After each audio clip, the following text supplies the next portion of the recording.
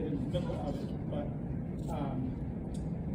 she's going to tell you a story about her former husband and his journey with heart disease and what caused it and how all of that intertwined in her life.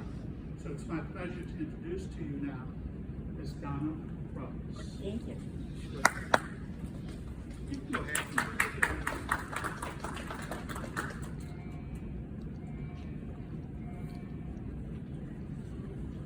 Good evening. I am the Reverend Donna Ruggles, and it is my pleasure to be with all of you Mended Hearts folks tonight. And I'm speaking on open heart surgery in the early days and some anecdotes from having been a member of the open heart surgery team. When I graduated from seminary, I went to Methodist Medical Center of Illinois in Peoria, Illinois, to do a one-year residency to become a staff chaplain. And that's just the same as a physician does a residency for whatever specialty they want to get into. And so I arrived there in 1983, but a little bit of a background on this hospital and its open heart surgery team. Joe tells me that Mended Heart started in Boston in 1951, but I have got news for you. Central Southern Illinois never heard of it until 1979, when three very talented surgeons came out from the Cleveland Clinic. And the area was so unaware of heart surgery that these surgeons actually had to train the nurses in how to take care of the patients following heart surgery. At that time, there was a very beloved chaplain who had been there for almost 30 years and was very trusted and respected. And he made friends right away with these surgeons, and he would play golf with them.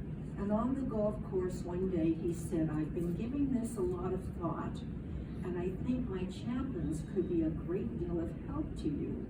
Well, I suspect they wanted to laugh, but being his friend, they said, "Well, in what way, John?" And he said, "Well, you know, your surgeries are lasting 7 to 10 hours.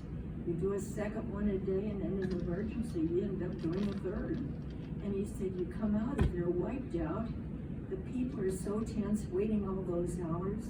You have to answer 20 questions, tired and worn out. My chaplains are trained in crisis intervention and in death and dying. And if you would give them just a little bit of medical training, I think they could come in and out of heart surgery and inform the families of what's going on, answer the questions, and by the time you walk out, there's only one question they're going to ask you: when can I see my loved one?" So they said, "Okay, we'll give it a 6-month trial." It had never been done anywhere in the nation. Well, in that 6-month period, the hospital received more mail than they had ever received in their history, and almost all of it was in gratitude for this wonderful heart surgery chaplaincy that was going on at Methodist Medical Center. So by the time I arrived, these two gentlemen had been working with the three surgeons for 2.5 years, and frankly, they were just about worn out, and they needed help. So they decided they would train one of the residents, and I was the one picked to do that particular area. So I'm told that I'm going to be a member of the open heart surgery team, and then my supervisor says, "Have you had your scrub training?" And I said, "Yes." And he said, "Well, go on up to the locker room and put on your scrubs, and then go in and just introduce yourself around to the open heart team. You're not going to see a surgery today." And I thought, thank goodness. He said, "The student nurses are going to be in there, but you can get acquainted." So I did. I went to the locker room and I put my scrubs on, and I went and started introducing myself around, and the surgeon looks at me and says, "Well, why aren't you scrubbing, chaplain?" I said, "Oh, I'm not going to see a heart surgery." I said, "Your student nurses are coming in." "Ah, no," he said, "they canceled. Come right up here and get to scrubbing." And I took a deep breath and I thought, am I really going to have to see a heart surgery today? We went into the operating theater and he said to me, do you think you will faint? And I said, well, how do I know, doctor? I've never seen a surgery. Well, if you faint backwards. Do not faint forward into my sterile field. It will make me very angry. 7 hours later, the surgery ended, and I went home, and my muscles, every one of them, were aching. I hadn't budged standing on that riser that whole 7 hours. So that was the beginning of my training of being an open heart surgery chaplain. My duties were to meet families the day before surgery, then see them before they went into surgery, follow the surgery along, be with those families as long as they were in the hospital. In those days, the minimum stay was 5 days, generally longer, 7 anyway. And then I was in charge of the volunteer surgical hostesses. Along with that, I was assigned to facilitate the open heart surgery support group, which I'm sure was much like Mended Hearts. They did meet every week, and they were dynamos, just as I can tell you people are too. They shared their stories, and I was almost embarrassed as a pastor of the church to see what wonderful care they took of each other when someone was sick or someone passed away. It far went beyond anything I saw church people ever do. That year on Christmas Eve, I volunteered to be the on-call chaplain because I didn't have any family and everybody else did. And so that meant I was on call for 24 hours by myself. And of course, all but the very sickest patients go home for Christmas. And I got pretty bored. About 6 o'clock in the evening, having been a professional opera singer, I said, well, I guess I'll just go down the corridor and do some caroling, which I did. Now we're going to leave that story aside and come back to it 3 years later. When I graduated, to be ordained in my denomination, I had to take a parish church. And of course I wanted to be ordained, so that's what I did. And my parish was about 60 miles away from Peoria. And during that 3-year period, as it came to a close, we had our statewide business meeting of our church, and I was nominated to be bishop. Now, I was a little shocked, having been out of seminary all of 4 years, but it was very obvious Illinois wanted to be the first to say they had a woman bishop. And I came very nearly to getting elected, within 5 votes, in fact.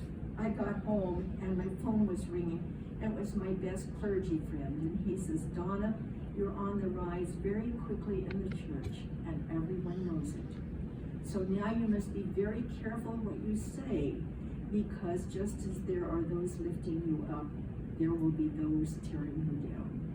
And I got down on my knees, and I cried, and I prayed, and I said, Lord, I'm not a political person, don't want to be the first woman bishop, you got to help me. What do you want with my life? 3 days later, I got a letter from Methodist Medical Center in Peoria, where I did my residency. And it seemed one of those 2 chaplains now had an inoperable brain tumor and had 3 months to live. Would I consider coming back? Well, there was my answer from God. So back I went to the hospital. Now we're going to pick up the little Christmas caroling story. My first evening of going to facilitate the heart group, I walked in the room, and this woman is saying to a group of people, there she is, I know that's her. And she's looking at me, is she talking about me? And I go, I don't know this woman, I've never seen this woman. So then she waves her hand at the start of the meeting, please, can I say something? And I said, sure. And she said, you all know how I've told you the story of Timmy, and how Timmy didn't come out and get conscious after his heart surgery, and the doctor told me Timmy simply wasn't going to live. And I'm sitting in the chair in his room, and I'm sobbing my eyes out when I hear this voice say, fall on your knees. Oh, hear the angel voices. And I went to Timmy's bedside, and I laid down by Timmy's bed, and I started to pray. And Timmy woke up, and he brushed my hand, and he said, oh, don't worry, sissy. An angel has spoken. and I am going to live. Now, I'm sure in your Mended Hearts calls, you have found some of these same stories, that God works through you in ways you have no idea.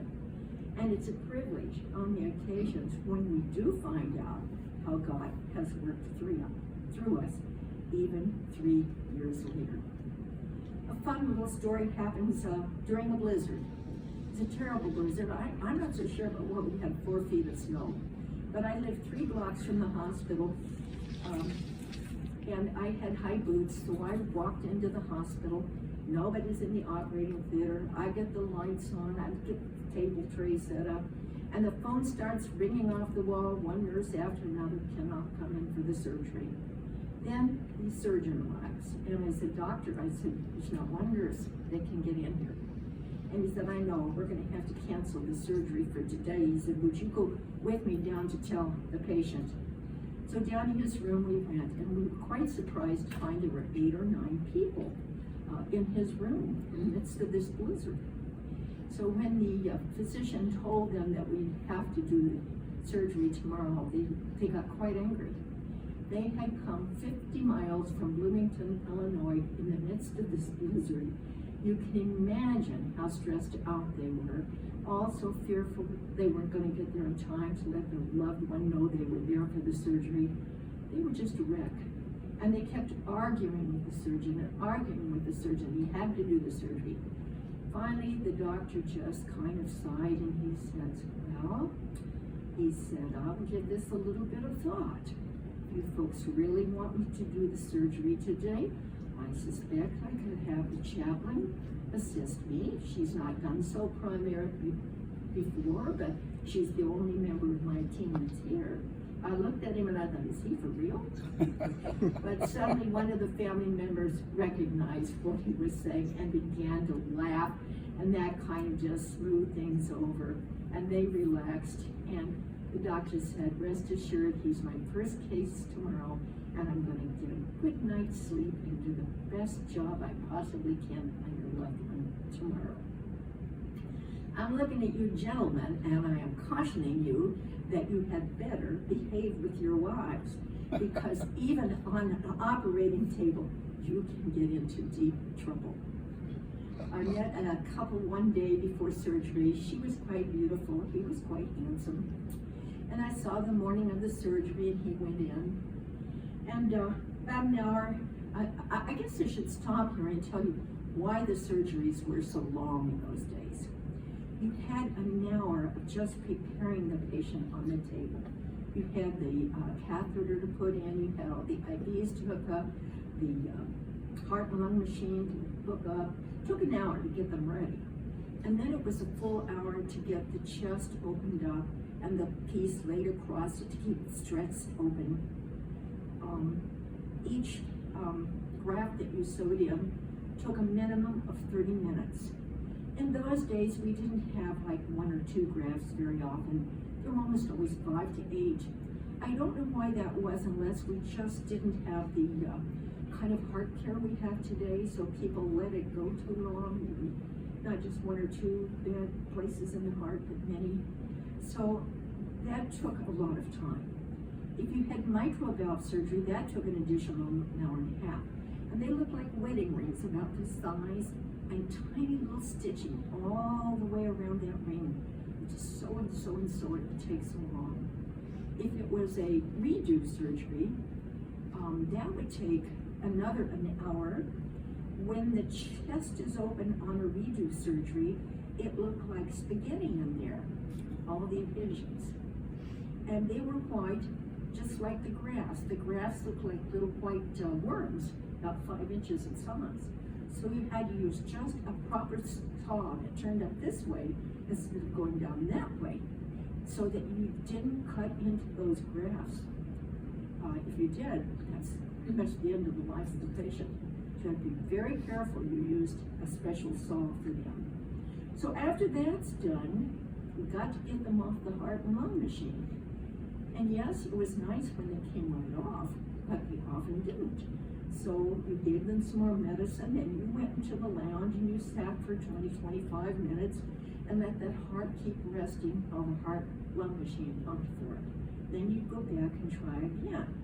And sometimes it took 2 or 3 times. That adds time to the surgery.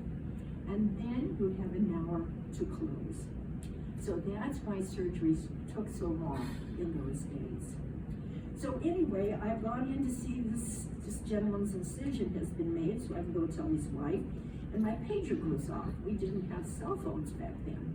So I went to the phone on the wall, and it was the nurse on the patient's unit. And she says, "You gotta come down here right now, Chaplain, I gotta have help." I said, "What's going on?" She said, "A fight." So I have no idea.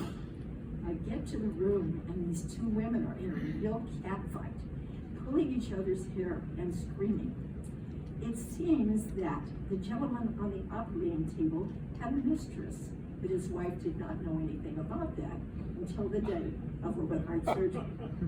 I will give the wife credit. She stayed with him through the hospital stay. What happened after that, I have no idea. One day, one of the male housekeepers came to me. We had a new machine. It was 6 feet tall, 2 feet deep, 3 feet wide. I don't remember what it was called. I'm not even totally sure anymore the purpose of it, but it had something to do with when patients hadn't done really well in heart surgery and their heart isn't even in rhythm. It was trying to help that along after surgery. So it had just come, it was new. And suddenly we had 3 deaths on that unit. And that just didn't happen very often. So this housekeeper came to me and he said, "Chaplain, do you think I ought to talk to the surgeon?" I said, "About what?" He said, "Well, I've been thinking. You know, I plug my vacuum sweeper into that plug where that machine's plugged into. And then I vacuum, and then I unplug it, and I leave. And every time I've done that, one of those patients has died." I said, "You come with me, we're gonna go see the surgeon right now." And sure enough, just that plugging in and out affected that heart just that much. Needless to say, we sent the machine back and we to the people who were promoting it. We didn't use it anymore. One day, a physician asked me to go in and see a patient whose heart surgery had not gone well. He said, just told him he's just got a few weeks to live, and he said, "I know he needs to talk. Will you go in and see him?" So I'm going to stop here and say, normally when we were in heart surgery, we wore scrubs in the operating theater, and then we came out. We put these white, I call them bunny suits, just white suit that you zipped up, and this hat to go out and be sterile while you're outside in the room. Then you go back in the locker room, take the bunny suit off, go into the operating theater, come back out, put the bunny suit on, go see the family. But the days we didn't have surgeries, we wore normal clothes with gold jackets that said Chaplain. Well, every now and then I'd have to have a meeting with my pastors of my denomination. So I would wear my clerics like this and a cross. So it just so happened that day I had that meeting and I had my cross on that I normally did not wear. So I went in to see this gentleman and I said, "How are you doing?" He said, "Not good." He said, "I'm absolutely terrified." And I said, "You ever been this scared before?" And he thought for a little bit and he said, "Yes, once." He said, when was that?" He said, "At Omaha Beach in Normandy." And I said, "And what happened?" He said, "I was laying there on the ground, scared to death. I looked over to my right, here's this guy looking at me in his stomach, and it's got a cross on it." And he said, "I thought that darn fool doesn't even have to be here, but he's here for me." And he said, "Suddenly, I just calmed down. And I took my cross and I put it right in front of his face, and I said, 'That same cross is still with you today.'" And he and I made friends. He came to my parish. I left the hospital shortly thereafter. He came and I had the privilege of doing his funeral when he passed away. And I don't think he was very afraid at the time. Story I'd like to share with you for your own learning. I had just married. This is a second marriage. And I immediately left the hospital to take a parish. It was 30 miles away from Peoria. And my second day on the job, one of my parishioners, her daughter and son had a brand new baby who had to have open heart surgery the second day of its life. So I'd driven in Peoria to see the baby. Things seemed to be going fine. The next night, my husband and I were at some sort of Valentine dinner when I got paged. And the grandson calls and says, "Grandma says you've got to go to the hospital right now." And he hung up the phone. So I knew the baby must be in trouble. So my husband and I got in the car and we're driving to Peoria. When it hits me, my husband's been married to me for 5 days. He doesn't know the first thing about Christ's intervention, grief and loss, or being caught in a situation like this. And I said to him, "Bob, when we get there, I suspect things aren't going to be very good."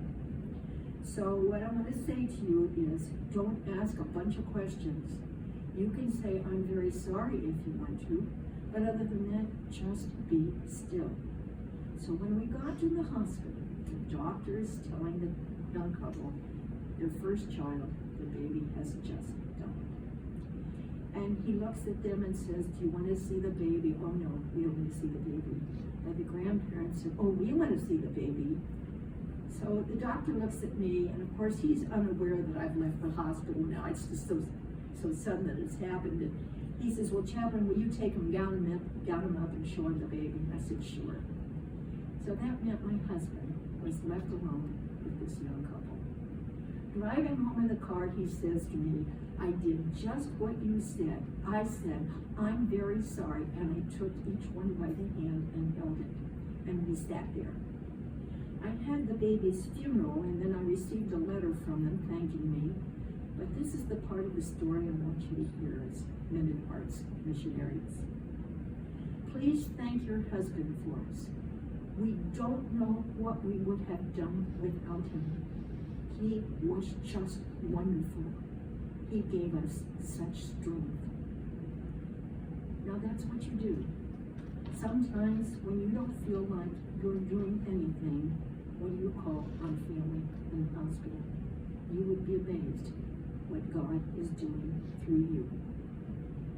So I promised Joe I would tell my favorite story about myself. We're not supposed to have pride, but I have great pride in the story. The surgery went on about 12 hours. I never could figure out why Dr. Munns kept it going that long, but he did. So anyway, the woman just would not come off the heart machine. She just wouldn't. And we must have tried 6 times, and we're sitting back there resting for a while and chatting, and then we go try again. Finally, he throws his scalpel down and he takes his arm over his perspiring head and he says, "Well, Chaplain, I've used all the medicine I've got. Is there any medicine you want to try?" Well, he had never, ever asked me such a thing. But I said, "As a matter of fact, Dr. Munns, there is. Can I come up there on the riser with you?" "Yeah, come on up here." It was like he was drunk. He was so exhausted. So I'm standing beside him, peering down into his open chest, and I am singing in Swedish, "Children of the Heavenly Father," a hymn. At the moment the song stopped, the lady's heart started up, and the Chinese anesthesiologist says, "This one's the chaplain's case, doc." So a few days later, I'm walking through the corridor, and Dr. Munn stops me and he says, "Chaplain, I've known you long enough to know you don't do crazy things in my operating theater. But do you mind telling me what in the name of God you were doing in there with Mrs. whatever her name was?" I said, "In the name of God, I will, Dr. Munns. You spent 12 hours working on her physical body. I spent those same 12 hours getting to know who she was as a person. She didn't come to this country until she was 17 years old, and she couldn't speak fluent English until she was 21. So what I did, I am out of the old Swedish Lutheran church, and what I did was to sing the favorite hymn of the Swedish Lutherans, "Children of the Heavenly Father," in Swedish, in hopes that maybe I could connect her psyche up with her heart using her own natural language. And he said, "Oh, Jesus Christ, Chaplain." And I said, "In the name of Jesus Christ, you're right, Dr. Buttons." And he couldn't say another word because she lived. So these are just some of the stories I have had as a chaplain.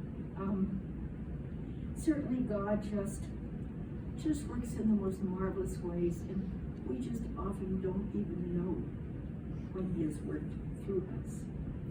But in closing, your leadership gave me the opportunity to talk to you about my second published book, which came out this year, which is called Silence No Longer.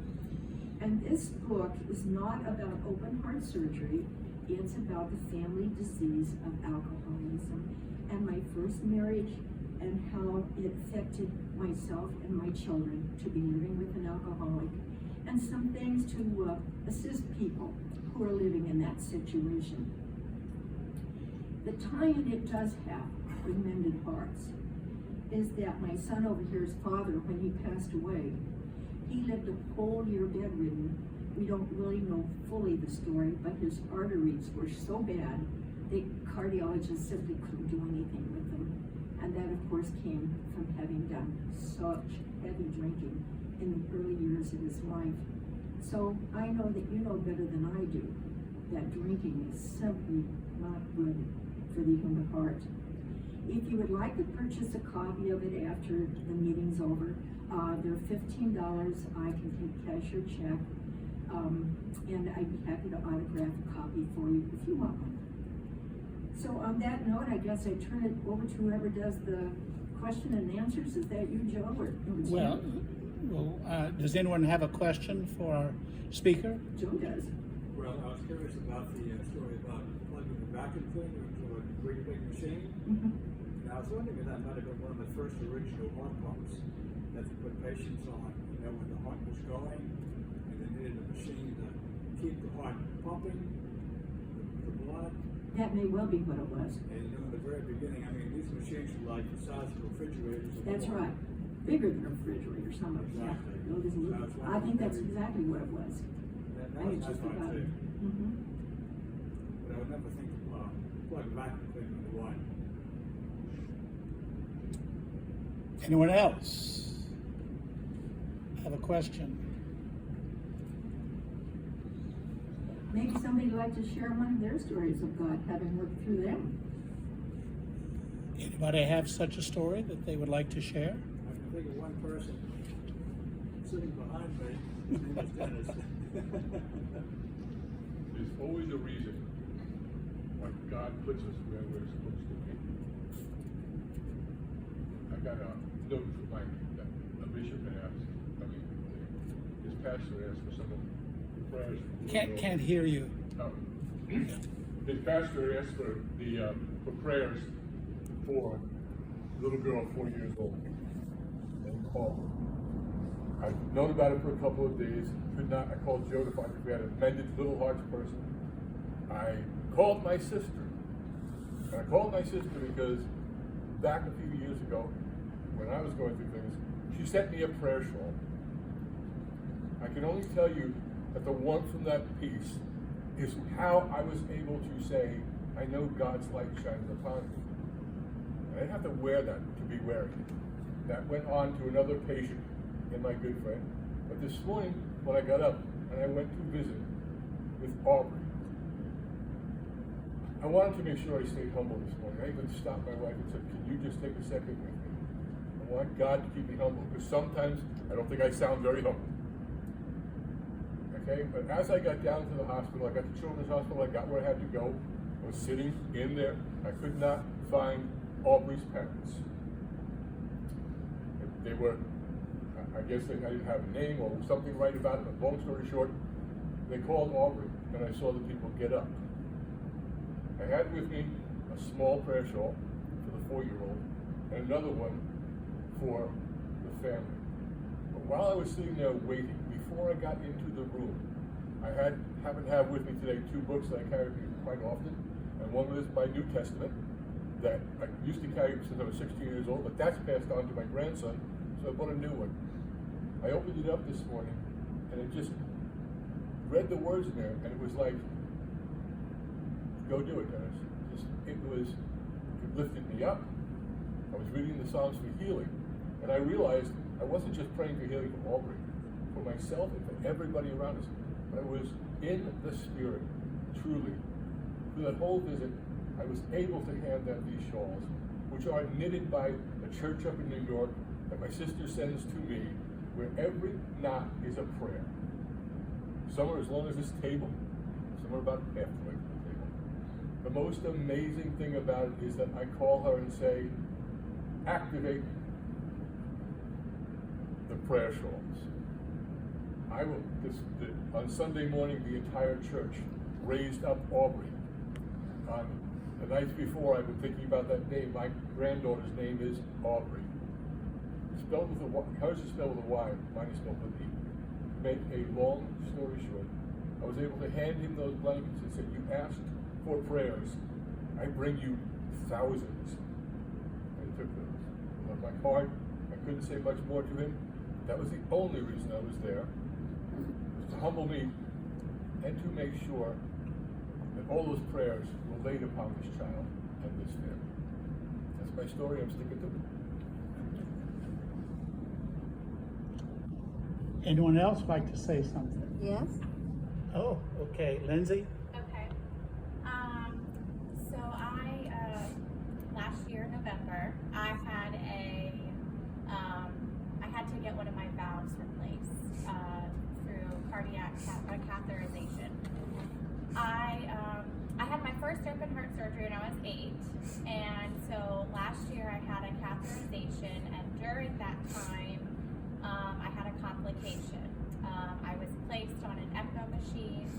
I suffered a massive heart attack, which put me into heart failure, and I had to have emergency open heart surgery. So a one-night overnight stay turned out to be a 3-week stay. It was terrible for me mentally and physically. I have 3 children. And going through that time, being in the hospital and not being able to see my family, and being away from my kids, I went through a deep depression. And my husband held a prayer vigil at the hospital waiting room with hundreds of people praying for me. And my husband's from Brazil, so there were people in Brazil praying for me. His parents' church was there praying for me. And one of the doctors had a psychologist come in and talk with me. And I told her that I can't accept the fact if I do not get back to where I was before. Like, I want to be physically where I was to keep up with my kids. And I was just crying and so upset. And she looks at me and she says, well, what if that doesn't happen? But I cannot even explain to you just the faith that I had, that I was going to do my very best physically, and I just felt like God had me in his hands.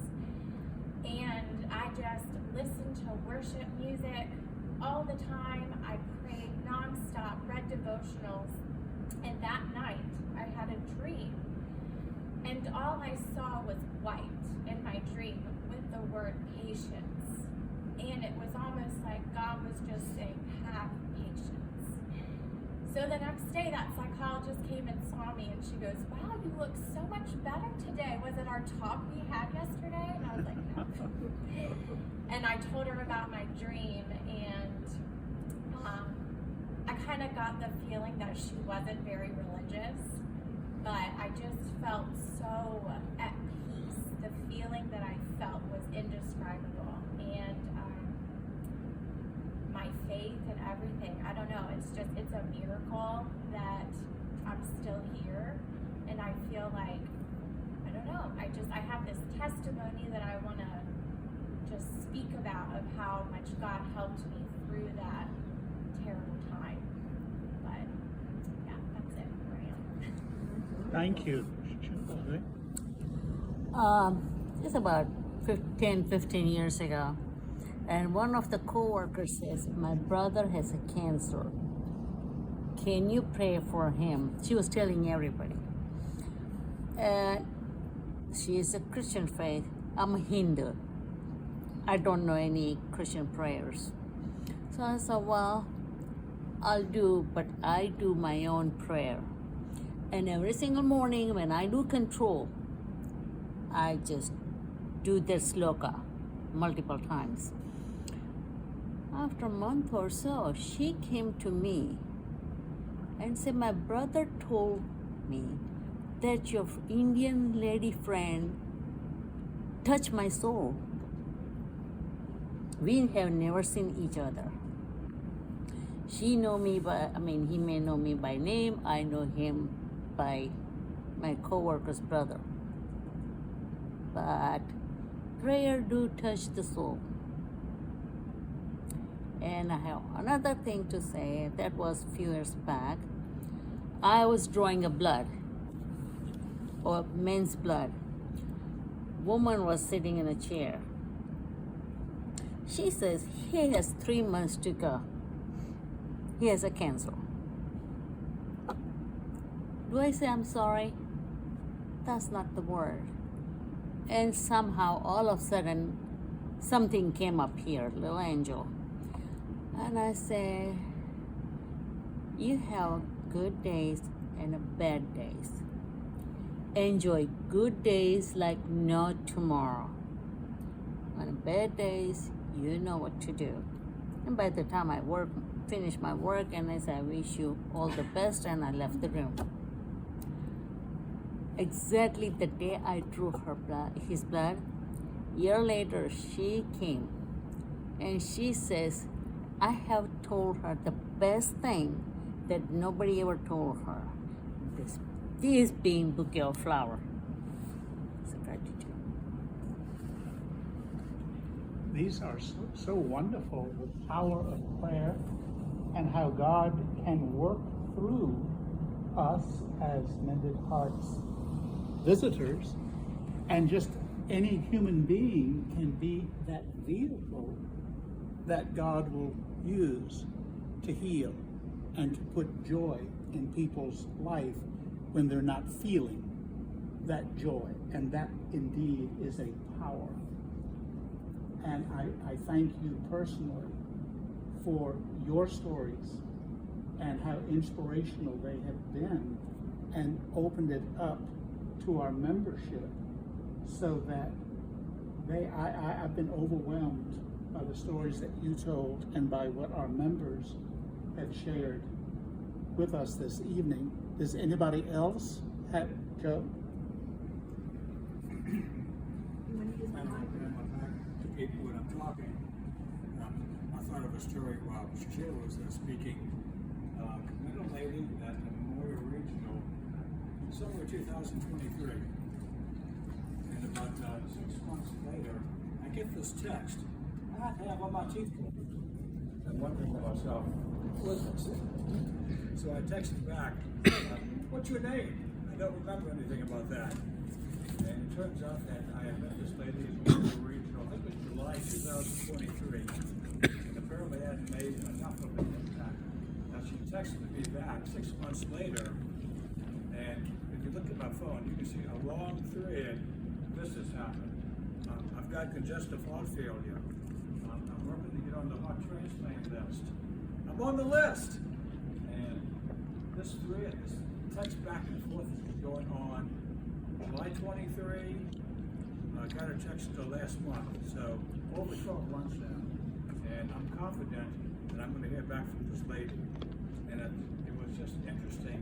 6 months after I met her, and forgotten really, because as all the visitors know, we meet so many people, it's really hard to remember every single person, and every single particular detail. But this lady remembered me from the visit that we had. She was at Memorial Regional, her condition worsened, went to VCU, and she never forgot me. So I'm very proud of that. Thank you, Joe. Anyone else? Thank you. We're going to take a break. If you'd like to chat with our guest, Reverend Donna Ruggles, please do so. There's some food over there, and I don't have much afterwards. I need about 5 minutes as we wrap up for the evening. So go have something to eat, drink, and if you'd like to talk to the Reverend, please do so. Thank you.